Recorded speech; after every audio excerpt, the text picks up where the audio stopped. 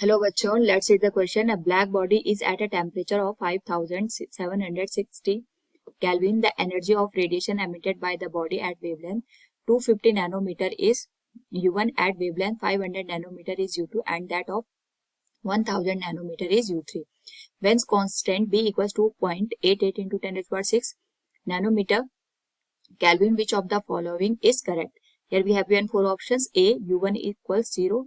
B, U3 equals 0. C, U1 is greater than U2. And D, U2 is greater than U1. Now to answer this question, first we will discuss here the key concept, and here the key concept will be given as black body radiation, जिसमें हम ये देखते हैं कि हमारे पास जो object होता है, अगर हम इसका टेम्परेचर चेंज करते हैं जिसके करस्पॉन्डिंग यहाँ पे हमारे पास रेडिएशन प्रोड्यूस होता है, और जो ये रेडिएशन होता है ये डिफरेंट वेवलेंथ के करस्पॉन्डिंग हमें देखने को मिलता है, and there is a relation between lambda and T, जिसको हम वेन डिस्प्लेसमेंट लॉ से इंडिकेट करते हैं। तो जब ये वेवलेंथ यहाँ पे रेडिएट होती है, उस पर्टिकुलर केस में गिवन टेम्परेचर के लिए जो मैक्सिमम वेवलेंथ होता है it is given as B divided by T.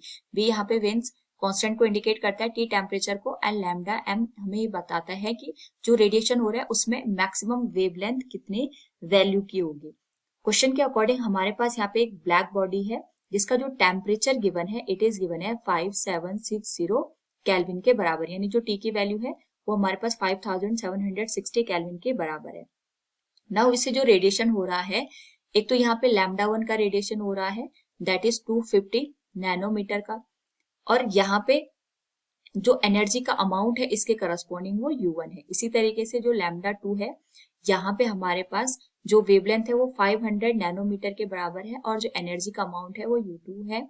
और इसी तरीके से जो वेवलेंथ हमारे पास है लैम्डा 3 इट इज 1000 नैनोमीटर, इसके करस्पॉन्डिंग जो एनर्जी है वो U3 है। सबसे पहले हम ये देखेंगे कि ये जो रेडिएशन हो रहा है इसमें मैक्सिमम वेवलेंथ हमारे पास कितने की वैल्यू की है। So it will be given as B divided by T.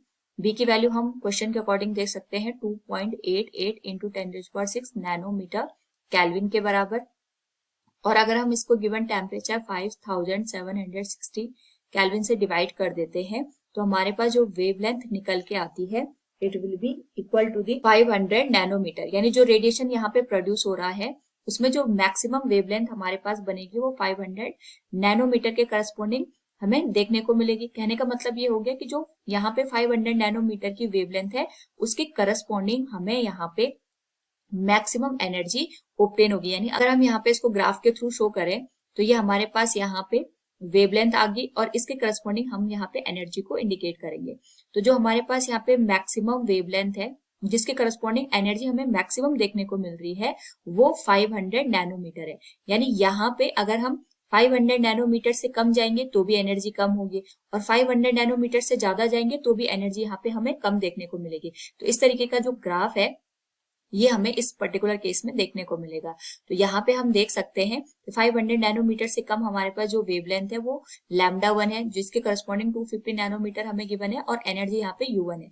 यानी अगर मैं यहाँ पे जो 500 नैनोमीटर के करस्पॉन्डिंग एनर्जी है उसको U2 इंडिकेट कर रही हूँ, ये वाली एनर्जी आ जाएगी U1 and this will be equal to U3। तो U2 की जो वैल्यू है वो U1 से भी ज्यादा होगी और U3 से भी ज्यादा होगी। ये वेन डिस्प्लेसमेंट लॉ हमें बताता है कि किसी पर्टिकुलर टेम्परेचर के करस्पॉन्डिंग जो वेवलेंथ रेडिएट हो रही है उसमें मैक्सिमम एनर्जी हमारे पास कितनी वैल्यू की होगी। तो हम क्वेश्चन के अकॉर्डिंग कह सकते हैं which of the following is correct, U2 is greater than U1 and U3। तो ऑप्शंस में हमारे पास जो ऑप्शन डी है that will be the correct answer. Hope you understood it. Thank you and best of luck.